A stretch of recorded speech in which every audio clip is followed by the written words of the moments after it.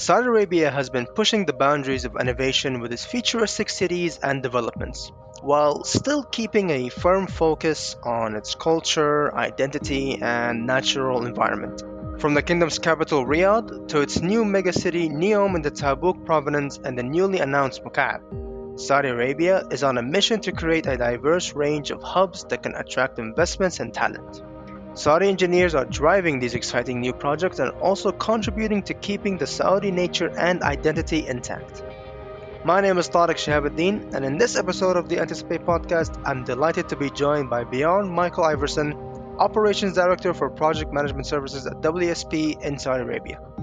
I will also meet with several Saudi engineers to explore how they play a significant role in preserving the culture, identity, and nature of Saudi. Mike, welcome to this episode of the Anticipate Podcast. I know you have been living and working in Saudi for years and you have a close connection with both the country and the people. It would be great if we share with our audience your views on how the engineering industry in the kingdom has changed and grown between the past and the present. Just a little bit about myself. First time I came into Saudi Arabia was with my parents, and I was 11 years old. I learned to read, write, and speak Arabic at that age. Went to an international school in Riyadh. And the second time we moved to Saudi Arabia, I was a little bit older and studied at the University of Riyadh, Arabic language there. In fact, my wife and I met here. Our fathers worked together with the Corps of Engineers. So when I was younger, my first 2 times in Saudi Arabia, I was a kid, really, and wasn't working, but I was watching and observing, and I watched what my father did and my father-in-law did and who they worked with. And they were with the U.S. Army Corps of Engineers. They worked with the Ministry of Defense, and they worked with the Saudi military engineers. And these were engineers who were educated in the United States, both in university and in U.S. military schools, U.S. Army Engineer School as an example. They were highly professional. They were senior Saudi officers. And the focus, of course, back in those days was on 5-year development programs in the kingdom. And these, each 5-year program focused on security, defense, developing agriculture, developing the infrastructure of the country, developing the transportation infrastructure of the country. And they were highly disciplined, well-funded programs. But, back in those days, you didn't see women in the engineering world or the architectural world at all. At least in public, you didn't see them.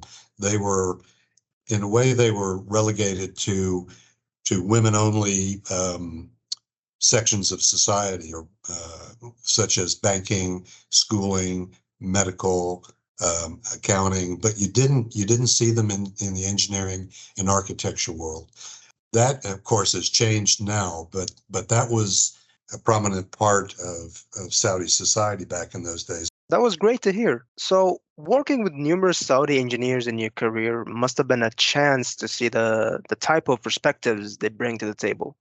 How do you see their role in making a unique identity for Saudi, supporting its diversification plans? What we see today is just an absolutely fantastic blend of younger, Saudi-educated and internationally educated professionals, both women and men. And the women in the workforce right now is absolutely the norm, okay? These young graduates, these young professionals are brilliant, they're motivated, they're technically ready for challenges. They are state-of-the-art engineers and architects. They're ready for challenges ahead of them. They're ready for the opportunities that are ahead of them. And they're absolutely optimistic about their future and the future and direction of the kingdom. And they're heavily involved in everything that we do now, whether it's architecture, whether it's document control, whether it's site engineers as inspectors or safety engineers, whether it's project managers, assistant project managers. They're in every aspect of WSP's roles and projects in Saudi Arabia right now. They are absolutely a part of every aspect of that, especially the young professionals. And we recognize that we are blessed to have the sharp professionals that we have on the team right now. And we recognize also, though, that we're going to have to invest in those young professionals help them develop their skills and develop in their profession moving forward. And we understand that they are the future of WSP in Saudi Arabia and in the Middle East, of course, writ large, but especially in Saudi Arabia these days. So, and we take that very seriously. The programs that we have on at WSP right now are absolutely incredible for the development and the progression of our young professionals. Talking about the Saudi identity, of course, takes us to the existing portfolio of projects. I spoke with Ali Al-Alawi, our assistant project manager, about his views in relation to these projects and how they will help give unique experiences to visitors and help achieve economic diversification in the kingdom. Ali, glad to have you on the podcast. Thank you, Tariq. It's my pleasure to be part of this podcast. The economy of Saudi Arabia is shifting away from oil, gas, and petrochemicals, adding more pillars to the economy to achieve resilience and diversification. Personally speaking, since I joined WSP, I have been involved in 4 projects. These are Diriyah Gate, Misk, Red and Toiq Palace, and Saudi Electric Company. The common factor among these different projects is that they all support the Saudi Vision of 2030. As you can see, they are in diverse industries including tourism, education, sustainability, and development of existing areas. Tourism is one of the sectors that are being taken to a whole new level in the kingdom. The government has invested heavily in what I would call giga projects, whether these projects are in new destinations or existing cities. They have one common factor, which is celebrating the Saudi identity and heritage. What projects like Diriyah Gate, Al-Ula, Neom, and Red Sea have in common is that they all contribute to the tourism sector once completed. Most of them represent a paradigm shift in engineering by implementing new and futuristic technologies. However, they are anchored in Saudi history and heritage. Interesting. So, what are the main challenges of managing the delivery of this massive project portfolio from your own point of view? Localizing expertise is certainly a challenge. Attracting the best experts from around the world is challenging, especially considering the massive portfolio of projects that are being delivered within a window of few years. Supply chain is also a major challenge. The new technologies required for this future-ready mix of projects require us to utilize the best suppliers from all over the world. Also, the current contractor pool requires upskilling to be able to handle the new projects. As WSB, we have been working with our contractors to share our knowledge with them. The government authorities also have initiatives to upskill and qualify the local contractors. However, these challenges are a normal part of a project and program delivery, and I think that the private and public sectors in Saudi have the capacity and competency to deal with them.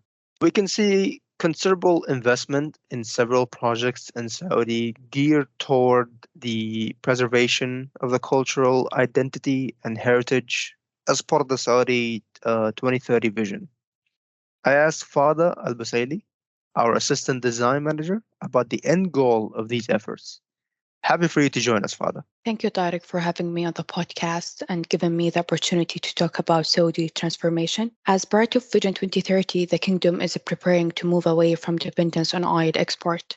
Diversification efforts are running in parallel in different sectors, and one of them is tourism. So celebrating our unique identity, heritage, and culture is so important to enable a strong and sustainable tourism activity. With that said, however, I would say preserving our heritage and culture is not for economic diversification purpose only, but it also helps pass our history and its traditional to the future generation. Investing in tourism development is necessary if we are to celebrate the historical value of our country. Saudi Arabia is a massive country with multiple subculture and different types of architectural. For example, Riyadh has different type of architecture than Medina, Al-Taif has different than Asir city. So in the kingdom here, we have a rich, deep history. So we have around 6 archaeological sites that have been listed on the UNESCO World Heritage, including الحسا Oasis, الهجرة مدائن صالح, الطريف district in الدرعية, historical جد البلد, rock art in Hayel, and Hima culture area. Very interesting. So, what are the main challenges that normally face a heritage preservation project? What the main challenge?